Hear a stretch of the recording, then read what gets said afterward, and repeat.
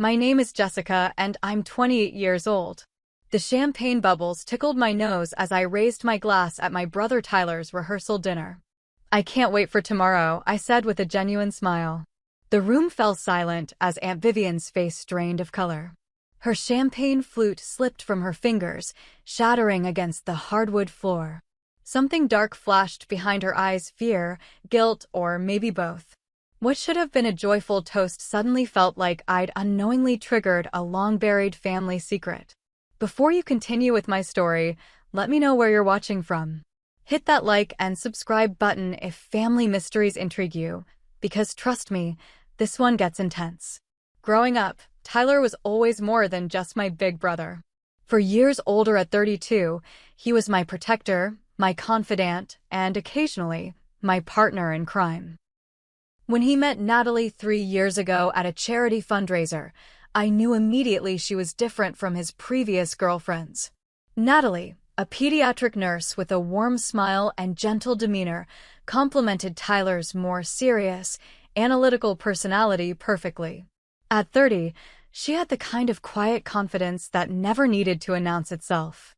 Our parents, Martha and David, were thrilled about the engagement. Mom had been dropping hints about grandchildren since Tyler's 30th birthday, and Dad simply seemed relieved that his workaholic son had finally found some balance in his life. As an architect, Tyler had always poured himself into his projects, sometimes at the expense of his personal relationships. As maid of honor, I'd thrown myself into wedding preparations with enthusiasm that surprised even me. Maybe it was because I'd always been close to Tyler, or maybe it was because I genuinely adored Natalie and already thought of her as the sister I never had. Either way, the past 6 months had been a whirlwind of venue visits, cake tastings, and late-night calls with Natalie about floral arrangements and seating charts. The Golden Bay Resort, an upscale hotel overlooking the Pacific, had been transformed for the weekend's festivities. White roses and lilies adorned every surface, their subtle fragrance permeating the air.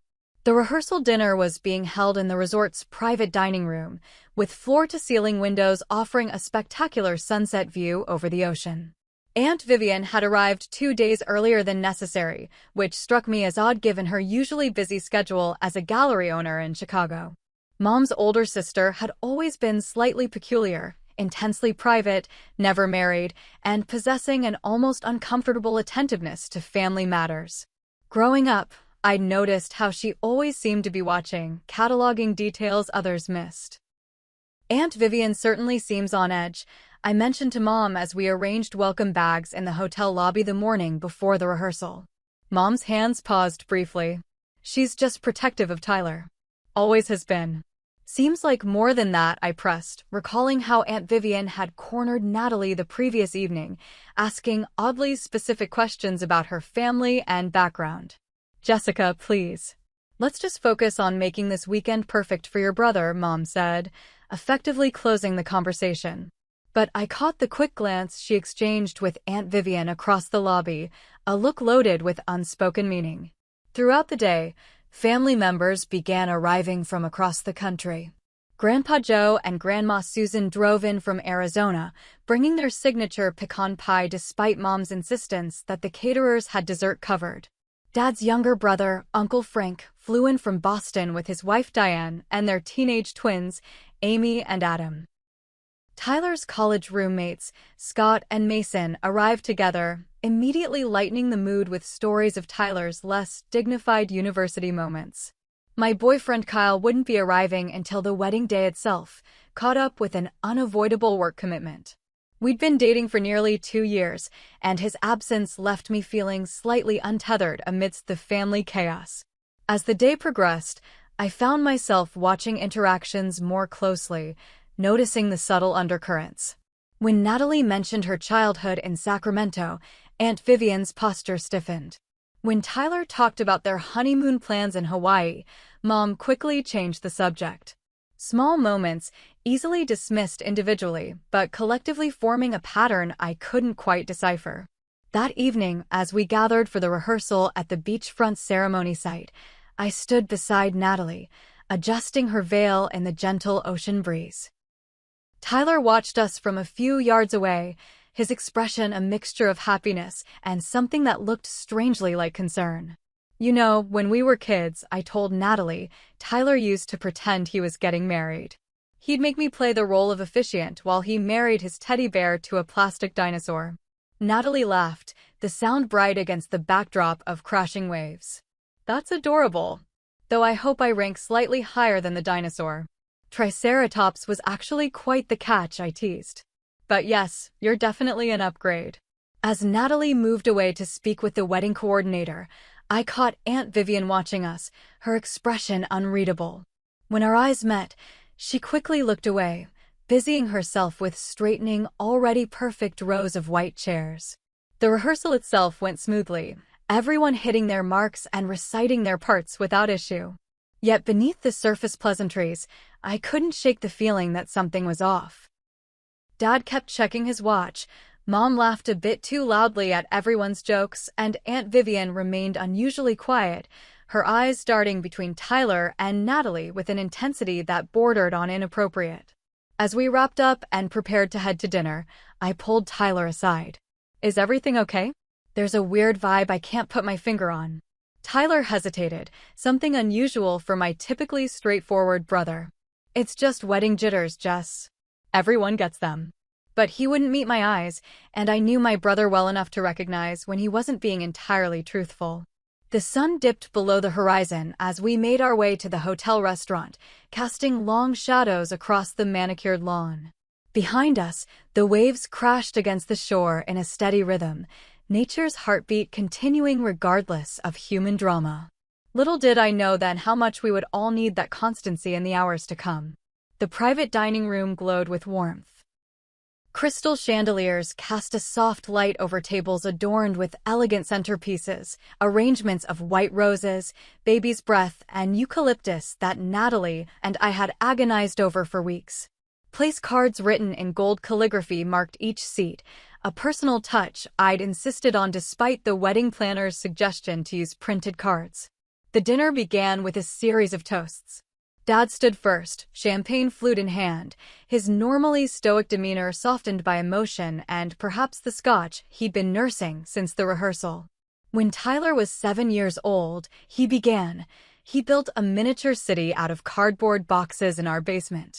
While other kids were playing video games, my son was designing skylines and explaining structural integrity to anyone who would listen. He paused, clearing his throat. I knew then he'd make an exceptional architect. What I didn't know was what an exceptional man he would become. Natalie, we're grateful you found each other. Mom followed with a tearful tribute to Natalie, welcoming her to the family with promises of shared holidays and family traditions. Tyler's best man Scott shared embarrassing college stories that had us all laughing, while Natalie's sister Megan spoke movingly about finding family beyond blood. When my turn came, I stood on slightly shaky legs, suddenly nervous despite having rehearsed my speech dozens of times. Tyler has always been my hero, I began, meeting my brother's eyes across the table. Not because he's perfect, trust me, he leaves wet towels on the bathroom floor and can't cook anything more complicated than a grilled cheese sandwich. Gentle laughter rippled through the room. He's my hero because he loves completely and without reservation. I've seen that love in how he's protected me, supported me, and occasionally driven me completely crazy my entire life. And now I see that same love when he looks at Natalie.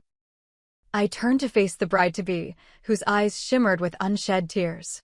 Natalie, you're not just gaining a husband tomorrow. You're gaining a man who will stand beside you through everything life throws your way.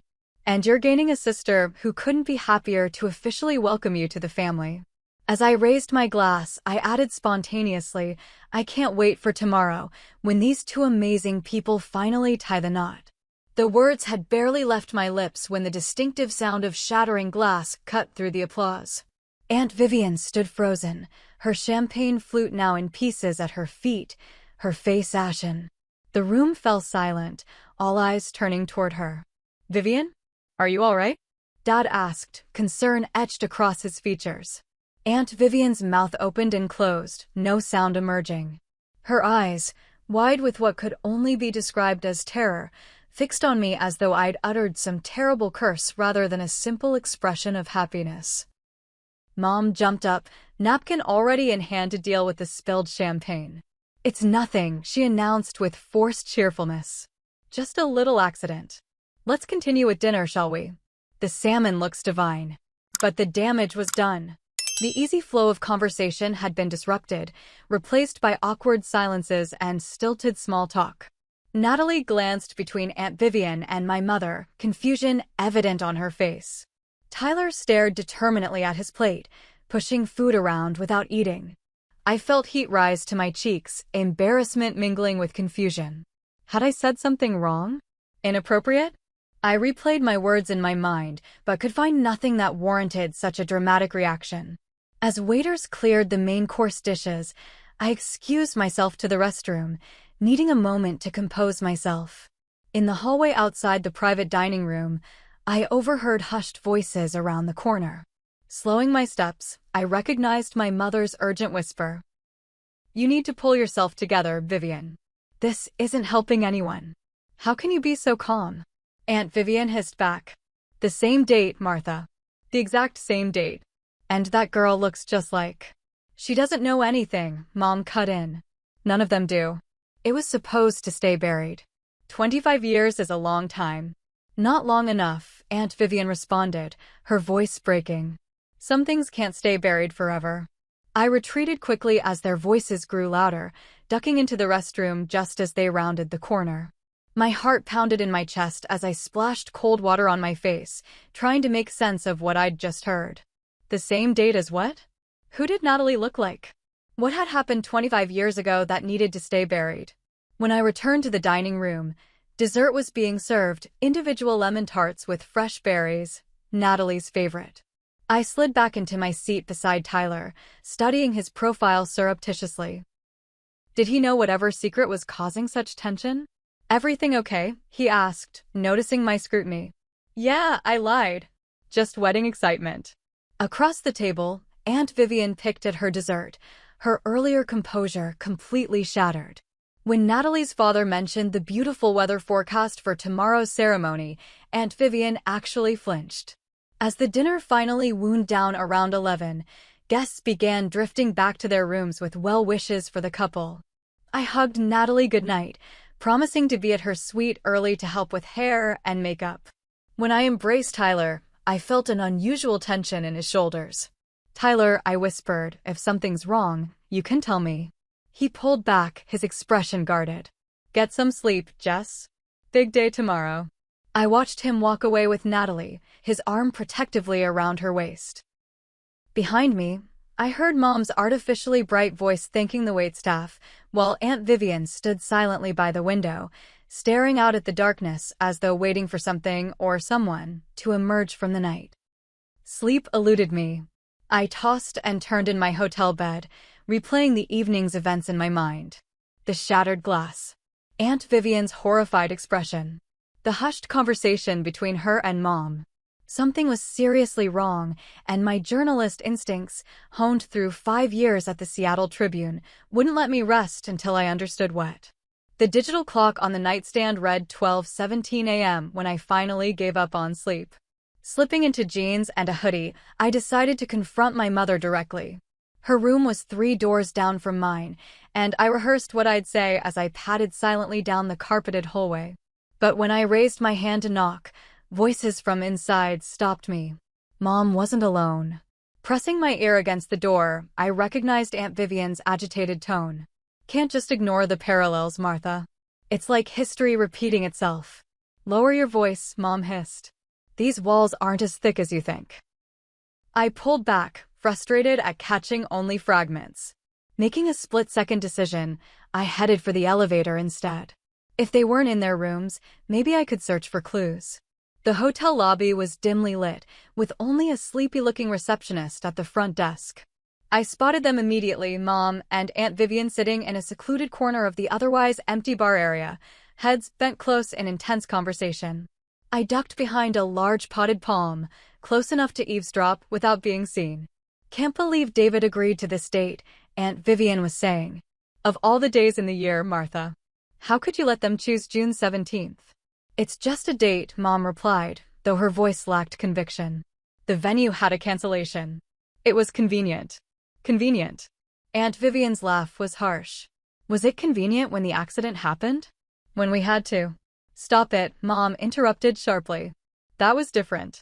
We were young, we panicked. What happened to Claire was tragic, but it wasn't our fault. Claire. The name hung in the air between them. Who is Claire? And you don't find it disturbing that Tyler's marrying a girl who could be her twin? Aunt Vivian pressed. On the exact same date the other wedding was supposed to happen? It's a coincidence, Mom insisted. Nothing more. The same way it was a coincidence that David started dating you right after Claire disappeared? Aunt Vivian's voice dripped with accusation. Some things were meant to stay buried, Martha, but I don't think this is one of them. Tyler deserves to know the truth about his father before he makes the same mistakes. I stifled a gasp, my mind racing. Dad had been engaged to someone else? Someone who disappeared? And somehow this connected to Tyler and Natalie's wedding? If you say anything to Tyler or Jessica, I swear to God, Vivian. Mom's threat was cut short as a hotel staff member approached their table, asking if they wanted another round of drinks. I seized the opportunity to retreat, my heart pounding as I processed what I'd heard. Once back in the elevator, I pulled out my phone and texted Tyler, "Are you awake? Something weird is going on with Mom and Aunt Vivian. Do you know anything about someone named Claire?" The three dots appeared and disappeared several times before his response finally came through. "Let it go, Jess. Not the time. See you tomorrow." His evasive answer only confirmed my suspicions. Tyler knew something too. But what? Back in my room, I paced restlessly, connecting dots that still formed an incomplete picture. Dad had apparently been engaged to a woman named Claire, who disappeared around the time he started dating Mom. This Claire supposedly resembled Natalie. And the wedding date, June 17th, held some significance related to this mysterious Claire. On a hunch, I grabbed my laptop and searched, "Claire missing person case June 17th. Too vague. I refined my search, adding our hometown and approximate time frame. Claire missing Bay Area 1990s wedding. Several results appeared, but one caught my eye. Bride-to-be Claire Watson, still missing after 25 years. I clicked on the link, finding a digitized newspaper article from a local paper. My blood ran cold as I read. The disappearance of 28-year-old Claire Watson the night before her wedding remains unsolved as the investigation enters its third month. Watson was last seen leaving her rehearsal dinner on June 16, 1998. Her fiancé, local businessman David Miller, reported her missing when she failed to appear for their wedding ceremony the following day. Police have found no evidence of foul play, though Watson's vehicle was discovered abandoned near Golden Gate Park. David Miller. My father's name was David Miller. The article included a grainy photo of Claire Watson. A pretty blonde with a wide smile. Though the image quality was poor, I could see what Aunt Vivian meant. With her heart-shaped face and delicate features, Claire did bear a striking resemblance to Natalie. I closed my laptop, feeling slightly ill. Had my father been involved in this woman's disappearance? Had my mother? Was this what Aunt Vivian had been referring to as the accident? A soft knock at my door startled me from my thoughts. I opened it to find a hotel staff member, an older man with kind eyes. "Sorry to disturb you, miss," he said, "but I thought you might want this." He handed me a small stack of napkins. "From the bar. You left them behind." I hadn't been to the bar, let alone left napkins there. But before I could correct him, he leaned closer and whispered, "I've worked here 40 years. I remember your father and that poor Watson girl from back then. Same date tomorrow, isn't it? Unlucky, if you ask me. Your aunt seems to think so too." He gave me a meaningful look before retreating down the hallway, leaving me stunned in the doorway. The napkins contained a hastily scrawled note, "Storage room B, basement level. Employee key card works after hours. Security cameras on 15-minute loop. Room 342 has what you're looking for." I stared at the note, wondering who had sent it and why. Was someone trying to help me uncover the truth? Or lead me into a trap? Checking the time, 1:48 a.m., I made a decision. With the wedding less than 12 hours away, I needed answers. I stepped back into the hallway, determined to find out what my family was hiding. Dawn streaked the sky with pink and gold as I finally returned to my room, my mind reeling from what I'd discovered overnight. I'd managed perhaps 2 hours of fitful sleep before my alarm blared at 7 a.m., reminding me that despite family secrets and possible crimes, there was still a wedding to attend. The hotel suite was chaos when I arrived to help Natalie prepare. Her 3 bridesmaids, college friends I'd grown to like during the wedding planning, fluttered around in matching silk robes, taking selfies and sipping mimosas. The makeup artist was setting up near the window to capture the natural light, while the hairstylist arranged an impressive array of tools on the bathroom counter. Natalie herself sat quietly on the edge of the bed, already beautiful in her simple white robe, her blonde hair twisted into a loose bun. When she saw me, her face brightened. "Jessica, thank goodness you're here." I was starting to worry. I forced a smile, pushing aside the knowledge that burned in my chest. "Sorry, rough night. But I'm here now. How's the bride feeling?" "Nervous. Excited." She twisted the engagement ring on her finger, a vintage emerald that had belonged to Tyler's grandmother. "Is it normal to feel like I might throw up?"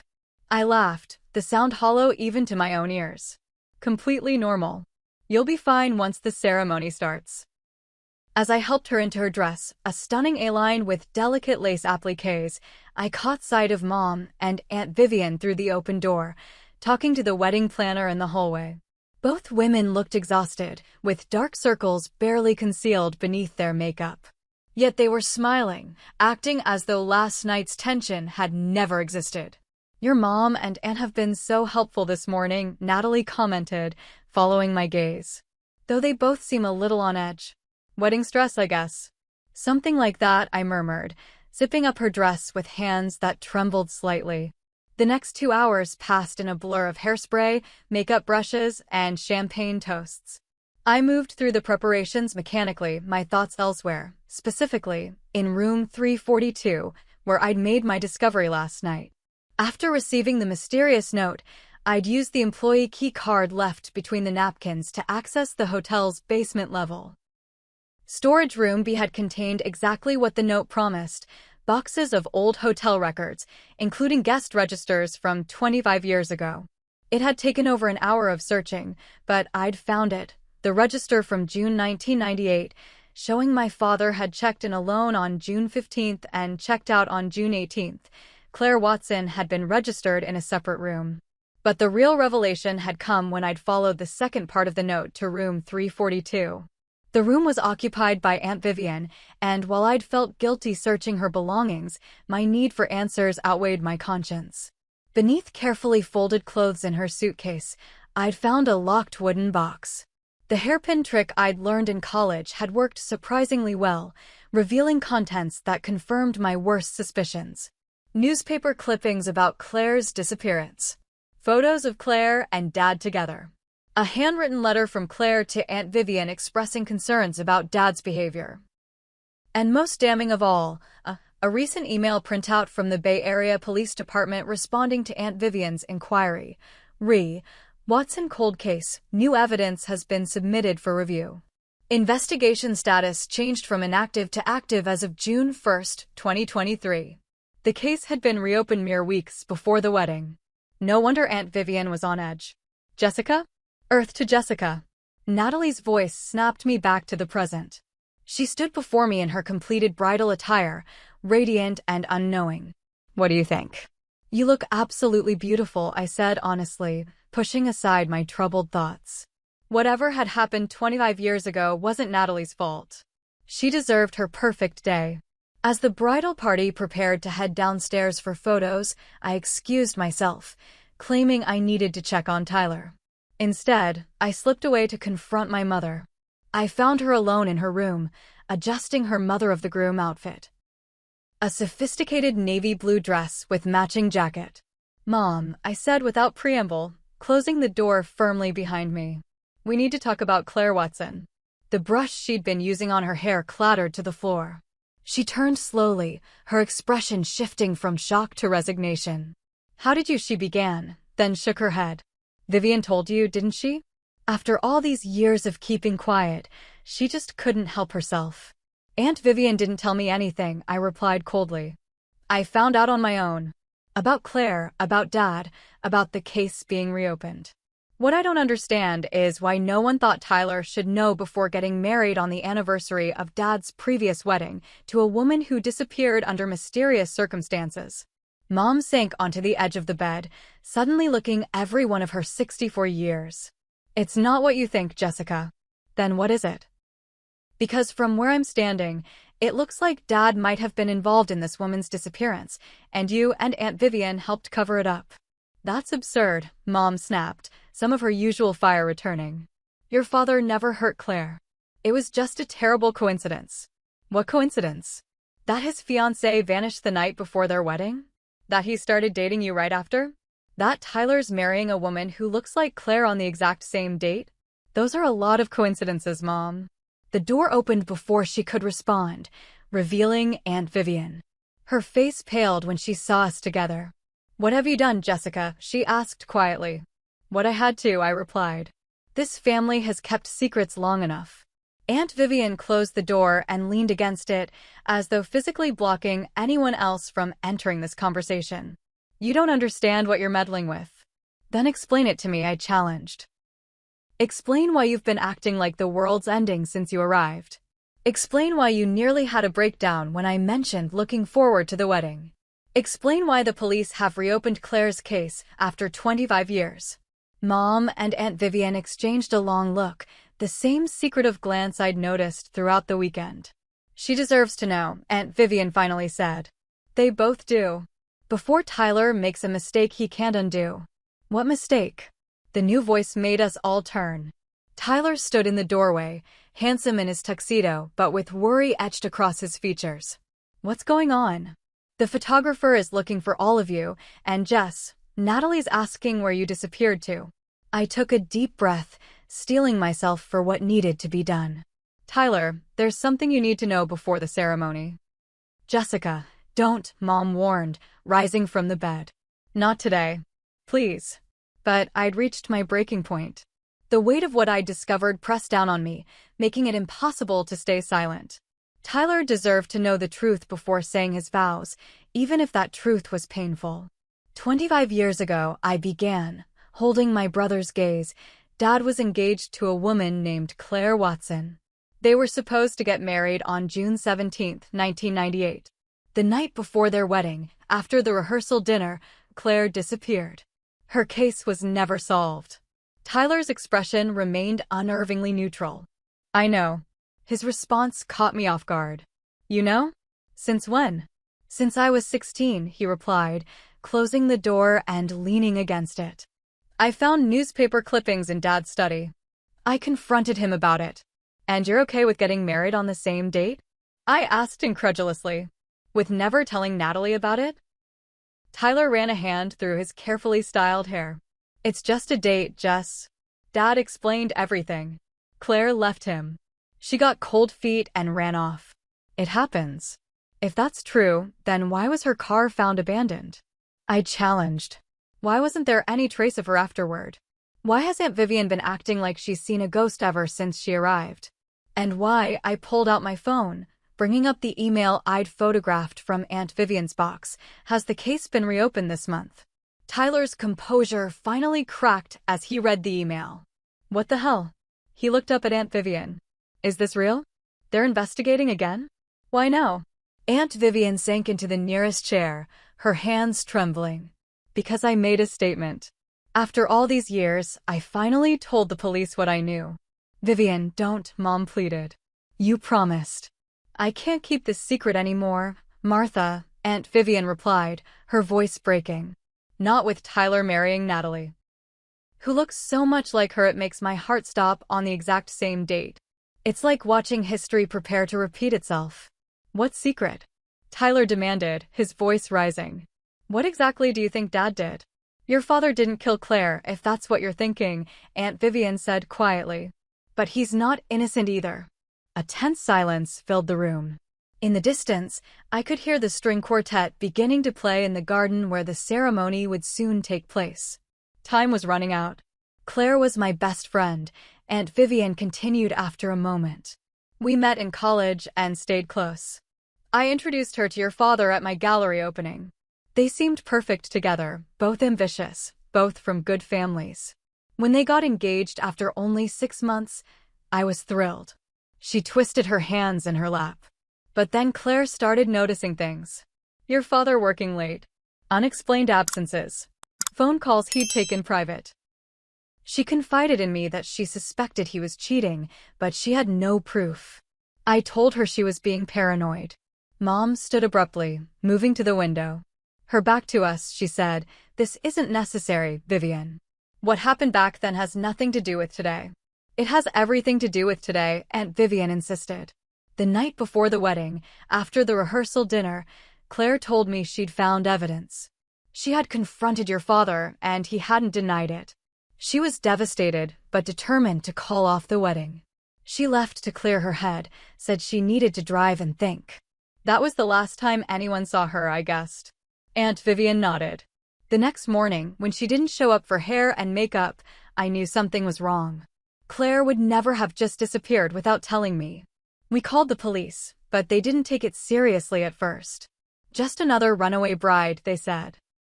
But you didn't believe that, Tyler said, his voice hollow. No. I knew Claire. She would have faced David, returned the ring, made a clean break. Running away wasn't her style. Aunt Vivian's gaze shifted to Mom. 3 days after Claire disappeared, I went to David's apartment to check on him. That's when I found Martha there, acting like she belonged. Mom turned from the window, her expression defiant. I did belong. David and I had been seeing each other for months. Claire found out about us the night she disappeared. That's what she and David argued about. The revelation hung in the air like a physical presence. My mother had been the other woman. My father had been cheating on his fiancée. So Claire found out Dad was cheating with you, Tyler said slowly, processing. She confronted him, then left upset. And never came back. That's the official story, Aunt Vivian agreed. What the police don't know, what I never told them until now, is that I received a voicemail from Claire that night. She was distraught, crying. She said she was going to confront her too. That she wanted to see the face of the woman who had destroyed her future. Mom paled visibly. I never saw Claire that night. I swear it, Vivian. If she was coming to find me, she never made it. A knock at the door interrupted the tense standoff. The wedding planner poked her head in, her professional smile faltering as she sensed the atmosphere. Sorry to interrupt, but we're running behind schedule. The photographer is waiting and guests are being seated. We should really get started in the next 15 minutes. We'll be right there, Mom assured her with a forced smile. The moment the door closed, she turned to us, her expression pleading. We can discuss this later. Right now, there's a wedding about to happen. 200 guests are waiting. The caterers, the band, everything is ready. How convenient, I remarked bitterly. Just like 25 years ago, a wedding ceremony is more important than the truth. Tyler paced the room, his hands clenched into fists. I can't believe this. All these years, Dad let me think Claire just got cold feet. But she disappeared because she found out about you too. What if something happened to her after she left that night? What if she was so upset she got into an accident? That's exactly what happened, a new voice said from the doorway. We all turned to find my father standing there, his tuxedo immaculate, his face ashen. Behind him stood Natalie, still in her wedding dress, her expression confused and concerned. What's going on? She asked, looking between us. Tyler, the coordinator said you're all up here having some kind of family meeting. The guests are being seated. Tyler looked at Natalie, then back at our father. Dad? What did you just say? Dad stepped into the room, closing the door despite the wedding coordinator's protests from the hallway. I said that's exactly what happened. Claire had an accident that night. After she left the rehearsal dinner, after she confronted me about Martha. You told me she just disappeared, Tyler said, his voice dangerously quiet. That she ran away. That's what we believed at first, Dad replied, his shoulders slumping. When she didn't show up the next day, I thought she'd left town to avoid the embarrassment of canceling the wedding. It wasn't until 3 days later that I got the call. What call? I demanded. From the police in Mendocino County. They'd found Claire's car at the bottom of a cliff on Highway 1. The fog was heavy that night. They believed she missed a curve, went through the guardrail. The car wasn't visible from the road. A hiker spotted it by chance. Natalie gasped, her hand flying to her mouth. Oh my God. Why didn't you tell anyone? Aunt Vivian asked, her voice trembling with emotion. All these years, I thought. I suspected. That I killed her? Dad laughed bitterly. I loved Claire, even if I betrayed her. When the police called, I was shocked, devastated. But they also found something in the car, evidence that Claire had been drinking heavily. Her blood alcohol level was 3 times the legal limit. Claire rarely drank, Aunt Vivian objected. A glass of wine at dinner, maybe. She did that night, Dad insisted. After she confronted me, after she left planning to find Martha, she must have stopped somewhere. The empty bottle was still in the car. That doesn't explain why you kept it secret, I pointed out. Why not just tell the truth? Dad's gaze dropped to the floor. Because the police also found a note. Claire had written it that night, apparently planning to leave it at the church the next day. It detailed my affair with Martha, accused us both of betraying her. If that information had become public, there would have been a scandal. My business was just taking off. Martha's family had connections we both needed. So you covered it up, Tyler said flatly. You let everyone think Claire just vanished. The police agreed to keep it quiet, Dad admitted. Different times back then. They said it would be kinder to Claire's memory than revealing she died drunk driving after discovering her fiancé's infidelity. Her parents had already lost their only daughter. Why put them through more pain? Natalie stepped further into the room, her wedding dress rustling. I don't understand. What does any of this have to do with our wedding? With me? Aunt Vivian looked at her with sad eyes. You look so much like Claire, it's uncanny. And you're marrying David's son on the exact date Claire was supposed to marry David. When Jessica made that innocent toast last night, I can't wait for tomorrow, those were the last words Claire said to me before she left the rehearsal dinner. It was like hearing a ghost. A heavy silence filled the room as we all absorbed the full weight of the story. Outside, the wedding coordinator knocked again, her voice increasingly anxious as she reminded us of the time. Natalie looked at Tyler, her expression a mixture of confusion and concern. What do you want to do? Should we postpone? Tyler ran his hands over his face, clearly struggling. I don't know. This is a lot. We should proceed, Mom said firmly. 200 guests are waiting. The truth about Claire is tragic, but it happened 25 years ago. It doesn't change how Tyler and Natalie feel about each other. Easy for you to say, I retorted. You got what you wanted in the end, didn't you? Claire died, and you married Dad. Now you want everyone to just move on like nothing happened. That's not fair, Jessica, Dad protested. Your mother and I have lived with this guilt for 25 years. We made mistakes, terrible ones, but we've tried to be good parents, good people. By lying? Tyler asked. By hiding the truth? By protecting you, Mom insisted. Both of you. Natalie stepped between the opposing sides, her wedding dress a stark white contrast against the mounting tension. I think everyone needs to take a breath. This is clearly a painful family matter that deserves proper attention, but maybe today isn't the day to resolve it all. She turned to Tyler, taking his hands in hers. I love you. Whatever happened before we met, whatever secrets your family has kept, that doesn't change how I feel about you. But I only want to get married today if you're sure. If you need time to process this, we can postpone. Our guests will understand. Tyler looked at her with such naked vulnerability that I had to look away. This was my brother stripped of all his usual confidence and control, facing a moment of reckoning none of us had anticipated. What do you want to do? Natalie asked him softly. The ceremony site looked like something from a fairy tale. White chairs adorned with eucalyptus garlands lined the aisle. An elegant floral arch framed the breathtaking ocean view. Guests murmured in anticipation, unaware of the drama unfolding inside the hotel. After intense discussion, Tyler and Natalie had decided to proceed with the wedding. As Tyler put it, we can't change the past, but we can choose our future. Natalie had agreed, though she'd requested a private moment with Aunt Vivian before walking down the aisle, a gesture that brought tears to the older woman's eyes. Now I stood at the entrance to the aisle, clutching my bouquet of white roses and trying to maintain a composed expression. Behind me, the other bridesmaids adjusted their sage green dresses, while groomsmen straightened their ties and clapped Tyler supportively on the shoulder. To the guests, everything appeared perfectly normal. As the string quartet began playing Canon in D, the procession started. Flower girl first, Natalie's 5-year-old niece Emma scattering rose petals with enthusiastic abandon. Then the groomsmen and bridesmaids paired off, each couple walking slowly to take their places. When my turn came, I plastered on a smile and began my walk. Halfway down the aisle, I spotted a man I didn't recognize standing at the back of the seating area.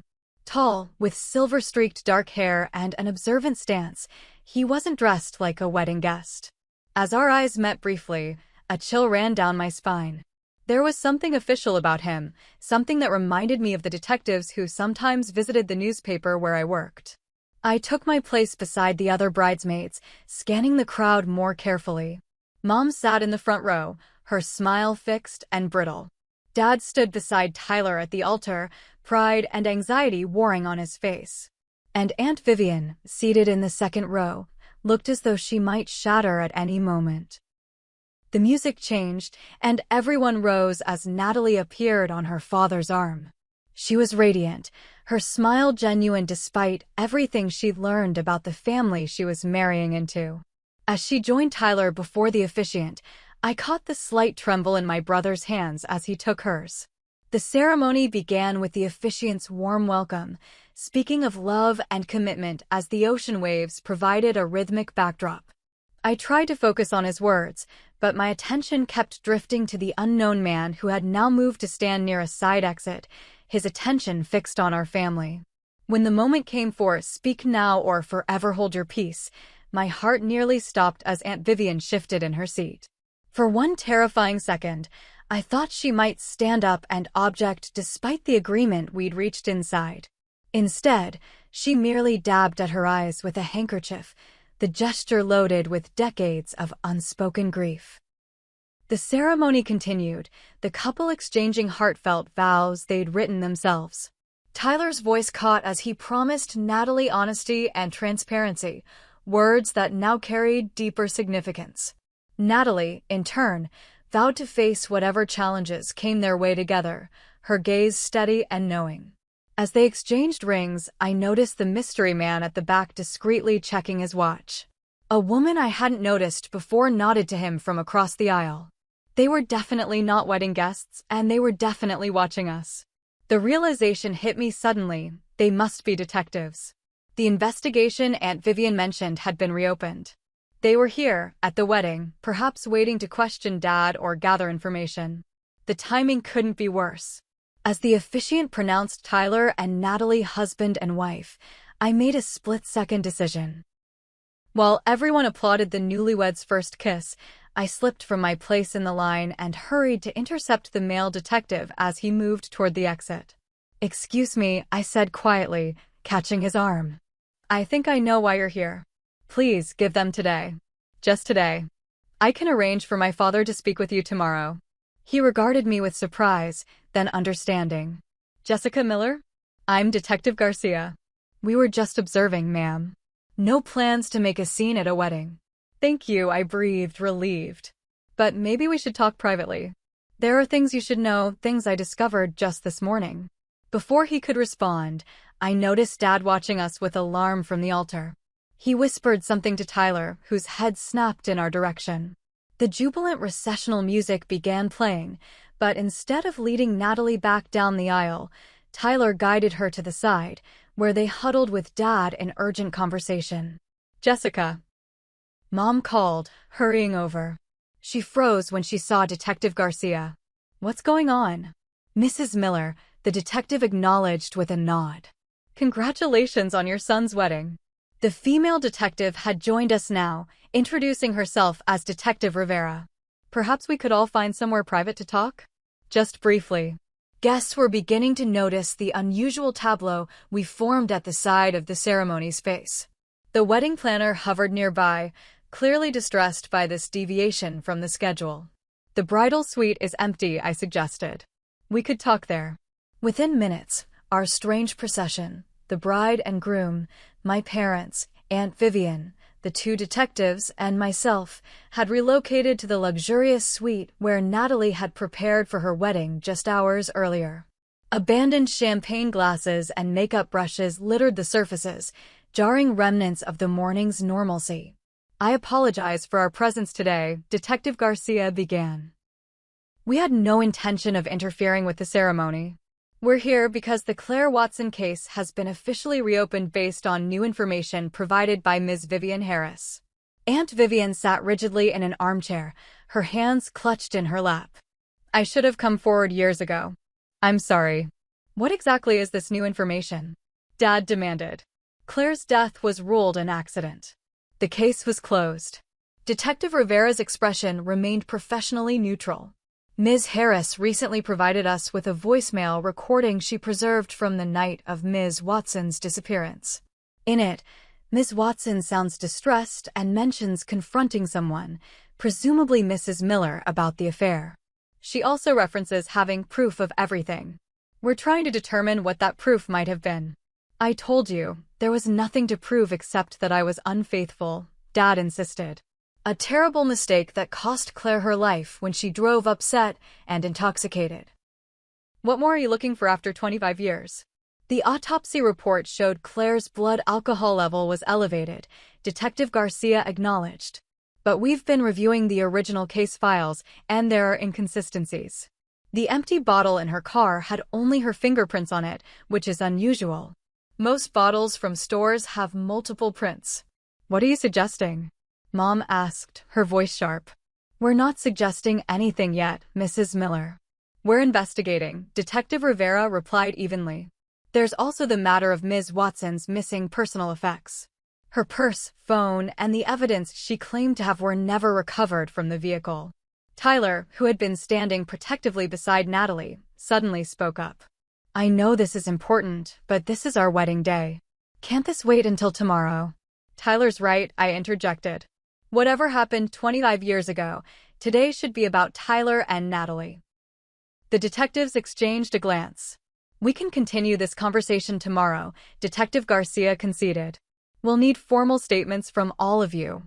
"I'll make sure everyone's available," I promised, eager to salvage what remained of the day. As the detectives prepared to leave, Dad suddenly stepped forward. "Wait." His voice sounded old, defeated. "There's something else you should know. Something I've never told anyone." "David, don't," Mom pleaded, reaching for his arm. He shook her off gently. "No more secrets, Martha. Not after today." He turned to face all of us, his expression haunted. "I didn't kill Claire, but I am responsible for her death." A collective intake of breath filled the room. Tyler took a step back, bumping into a makeup table. "The night Claire disappeared, after she confronted me about Martha, she was devastated but clear-headed. She wasn't drinking," Dad continued, each word seeming to cost him immense effort. "She told me she had evidence not just of the affair, but of financial improprieties at my company, discrepancies she'd noticed while helping organize my files. She was going to report it to the authorities after canceling the wedding." "What kind of improprieties?" Detective Garcia asked sharply. "Tax fraud, mainly. And some creative accounting to secure loans the company didn't qualify for," Dad admitted. "I was desperate to make the business succeed. I cut corners. Claire found out." "Dad," Tyler said, his voice hollow with disbelief.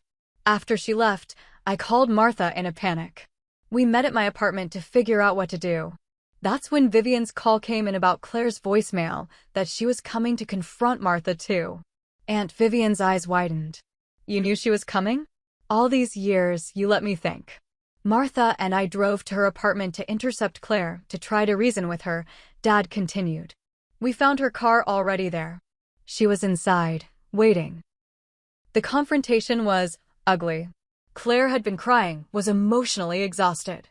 She threatened to expose everything, the affair, the fraud. She had documents proving the financial misconduct. What happened then? Detective Rivera prompted when Dad faltered. Martha left us to talk alone. Claire and I argued. She finally agreed to give me the documents in exchange for a significant payment, enough to start over somewhere new. She wanted to drive to her bank's night deposit box to secure a check I wrote her. I suggested she stay at a hotel, get some rest first. She refused. Dad's voice cracked. She was exhausted, emotionally drained. I knew she shouldn't be driving, but I didn't stop her. I was more concerned about scandal than her safety. An hour later, her car went off that cliff. The documents burned in the crash. When the police ruled it an accident due to intoxication, I didn't correct them. I let them believe she'd been drinking. The silence that followed his confession was absolute. Even the distant sounds of wedding guests seemed muted, as though the universe itself held its breath in judgment. You let everyone believe a lie, Aunt Vivian said, her voice breaking. Her parents died never knowing the truth about their daughter. I've regretted it every day since, Dad responded, his shoulders slumped. The guilt never goes away. You carry it everywhere, this knowledge that someone is gone because of your actions and inaction. Natalie, who had remained silent throughout the confession, suddenly moved to the center of the room. Still in her wedding dress, she looked almost ethereal, a vision of purity amid the dark revelations. I think, she said with remarkable composure, that we have two choices right now. We can let this tragedy destroy today as well as yesterday. Or we can acknowledge that terrible mistakes were made, that justice needs to be served. But also that Tyler and I have just made vows to each other that deserve honor too. She turned to the detectives. I understand you have a job to do. But I'm asking, as a new member of this family with no part in its past sins, for today to remain ours. Tomorrow belongs to justice and consequences. Detective Garcia studied her for a long moment before nodding. We'll continue this conversation first thing tomorrow morning. Mr. Miller, don't leave town. As they departed, the weight of Dad's confession hung heavy in the air. Tyler looked at our father as though seeing a stranger. All these years, he said quietly. You let me admire you, emulate you. Build my career trying to make you proud. And your success, the foundation of everything, was built on fraud and lies. Tyler, please, Mom began, but he cut her off with a gesture. Not now, Mom. I can't. I need time to process this. He turned to Natalie, his expression softening. But you're right. We made vows today. And I intend to honor them, starting with honesty. Natalie took his hand, squeezing it gently. Then let's go face our guests. Together.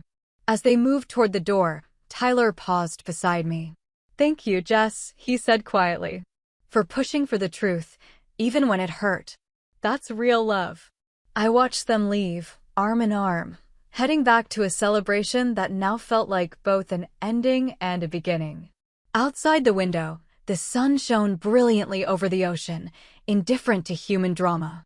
Waves continued their eternal dance with the shore, a reminder that time moves forward regardless of our secrets and confessions. In the wake of destruction, sometimes the only path forward is through the wreckage. The reception was in full swing by the time we all made our way back to the ballroom. The band played upbeat classics while guests danced, seemingly oblivious to the family drama that had unfolded. White floral centerpieces adorned each table, candles casting a warm glow as evening descended outside the floor-to-ceiling windows. I stood at the edge of the dance floor, watching Tyler and Natalie share their first dance. Despite everything, they moved together with genuine tenderness, Tyler whispering something in her ear that made her smile. Their ability to compartmentalize, to honor their commitment while acknowledging the painful revelations, impressed me deeply. They're going to be okay, aren't they? Kyle asked, appearing beside me with 2 champagne flutes. My boyfriend had arrived just before the ceremony, slipping into a seat at the back without witnessing any of the pre-wedding chaos. I accepted the champagne gratefully. I think so. Natalie's stronger than any of us realized. And Tyler, he's always been able to separate his life from our parents' influence. Unlike some people I know, Kyle teased gently, nudging my shoulder. We'd had many conversations about my complicated relationship with my family, My struggle to define myself outside their expectations. Today changed things, I admitted, watching Dad sitting alone at the family table, untouched food before him. Mom fluttered around the room, playing the role of gracious hostess as though nothing had happened. Aunt Vivian had disappeared entirely after the confrontation, sending a text that she wasn't feeling well. For better or worse? Kyle asked. I considered the question as I sipped my champagne. Both, I think. The truth was always there, festering beneath the surface. At least now it's out in the open. As the first dance ended, guests applauded, and the band invited everyone to join the couple on the dance floor. Kyle offered his hand, but I shook my head. There's something I need to do first. I made my way across the room to where Dad sat alone. Up close, he looked older than his 65 years, the lines in his face deepened by stress and regret. Mind if I join you? I asked, sliding into the chair beside him without waiting for an answer. He looked up, surprise flickering across his features. I figured you'd be avoiding me. I considered it, I admitted. Part of me is still processing everything you revealed today. But I realized something while watching Tyler and Natalie. What's that? He asked warily. That forgiveness doesn't mean erasing the past or pretending it didn't happen. It means acknowledging the harm done and still choosing connection. I met his gaze directly. What you did was wrong, Dad. The affair, the financial fraud, the cover-up, all of it. And you'll have to face consequences, legally and within this family. He nodded, accepting my judgment without defense. But, I continued, those actions don't negate the father you've been to me and Tyler. The man who taught us to ride bikes and helped with science projects and cheered at graduations, that wasn't fake. Dad's eyes glistened.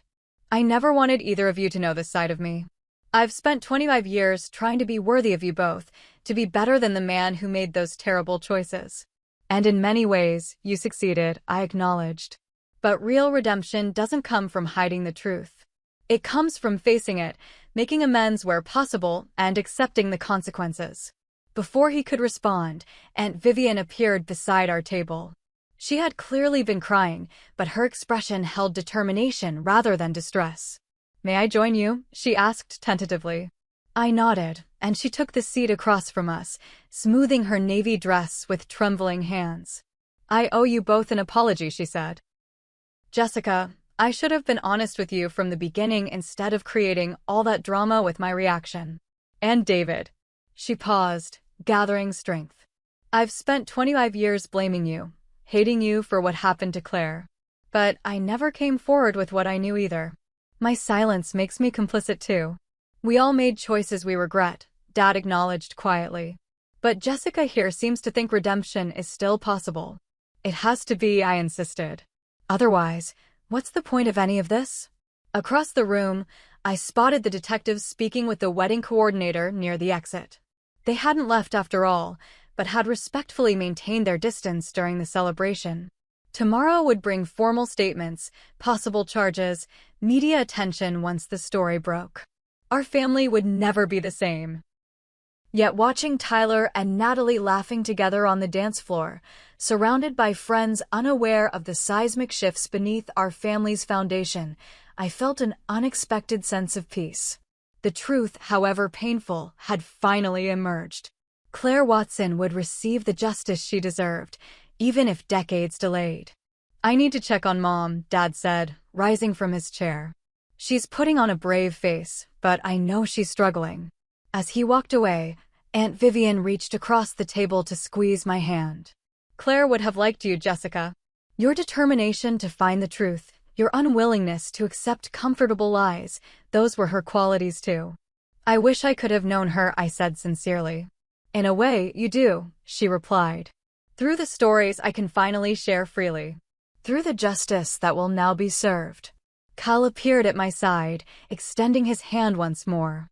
May I have this dance now? I stood, but turned back to Aunt Vivian. Join us? I think we could all use some joy amid the heaviness. She hesitated, then nodded, allowing herself to be led to the dance floor where guests moved to an upbeat song from the early 2000s. For a few minutes, we surrendered to the music, letting rhythm and melody wash away the tension of the day. Later, as the evening progressed, Tyler clinked his glass for attention. Guests quieted, turning expectantly toward the head table where he stood with Natalie by his side. "I want to thank everyone for sharing this day with us," he began, his voice steady despite the emotional turbulence he'd endured. Marriage, at its core, is about commitment, not just during the easy times, but especially during the difficult ones. He looked down at Natalie, who nodded encouragingly. "Today has reminded us that honesty and truth form the foundation of any lasting relationship. Natalie and I are starting our marriage with a promise to face whatever comes our way together, with transparency and courage." His gaze found mine in the crowd, a silent acknowledgement of my role in bringing the truth to light. Sometimes, the people who love us most are those willing to ask the hard questions, to disrupt comfortable patterns for the sake of integrity. Glasses raised around the room as he concluded, "To love that withstands uncomfortable truths. To family bonds that bend but don't break. And to new beginnings built on honest foundations." "To new beginnings," the guests echoed, unaware of the layers of meaning beneath the simple toast. As the evening wound down, I found myself on the terrace overlooking the moonlit ocean. The sound of waves provided a soothing counterpoint to the muffled music and laughter from inside. Kyle had gone to bring us drinks, leaving me alone with my thoughts. "Some wedding, huh?" Tyler's voice came from behind me. He joined me at the railing, loosened tie hanging around his neck, hair slightly disheveled from hours of celebration. "Not exactly the smooth sailing we planned," I acknowledged with a wry smile. "No," he agreed, "but maybe better in the long run." Natalie and I talked after the ceremony. "We're postponing our honeymoon to deal with whatever comes next. Together." "She's remarkable." "She is." Pride and love suffused his voice. "She said something that stuck with me. That knowing the worst about my family and choosing to join it anyway gives her power. No surprises, no shocking revelations down the road. Smart woman." We stood in companionable silence for a moment, watching the moonlight create a silver path across the dark water. "What do you think happens now?" he finally asked. "With Dad? With the investigation?" I shrugged. "He'll face consequences. There will be legal proceedings, probably some financial penalties. The company might suffer, though your leadership has made it more than just Dad's legacy now. And us? Our family. That's up to us," I said simply. "We can let this define and divide us, or we can use it as a turning point. A chance to build something more authentic from the ashes of the old myths." Tyler nodded slowly. "I'm glad you said something. About Claire, about the date. If you hadn't, you'd have married Natalie without knowing the full truth about our family," I finished for him. "And eventually, it would have come out anyway. Secrets always do." "Thank you," he said, wrapping an arm around my shoulders, "for being brave enough to disrupt the narrative." Inside, the band announced the last dance of the evening. Kyle appeared at the terrace doors, holding 2 glasses of champagne and wearing a questioning expression. "Go," Tyler urged me. "Enjoy the rest of the night. Tomorrow will bring what it brings." As I rejoined the celebration for its final moments, I carried with me the weight of revelation and the lightness of truth finally spoken. Our family had been irreversibly changed by the events of this day. The comfortable facade cracked to reveal the messy reality beneath. Yet in that messiness lay the potential for something more genuine, more resilient than what had come before. Claire Watson's ghost had haunted our family for 25 years, her presence felt in unspoken tensions and careful omissions. Now she could finally rest, her story acknowledged, her truth validated. And we, the living, could begin the difficult work of rebuilding on foundations of honesty rather than convenience. As Tyler and Natalie departed amid a shower of rose petals, their faces reflecting both the joy of their union and the sobering knowledge of challenges ahead, I found myself unexpectedly hopeful. Truth, once spoken, creates space for authentic connection that deception never allows. In the end, perhaps that's what family truly means, not perfect people living perfect lives, but flawed humans choosing to love each other anyway, even when the truth hurts. Especially when the truth hurts. Have you ever discovered a family secret that changed your perspective on your loved ones? How did you handle the revelation? I'd love to hear your experiences in the comments below. This journey has taught me that truth, while painful, ultimately heals what deception destroys. If this story resonated with you, please hit that like button and subscribe for more real talks about family dynamics. Share with someone who might need encouragement to speak their truth. Thank you for listening to my story, and remember, authentic relationships are worth the difficult conversations they sometimes require.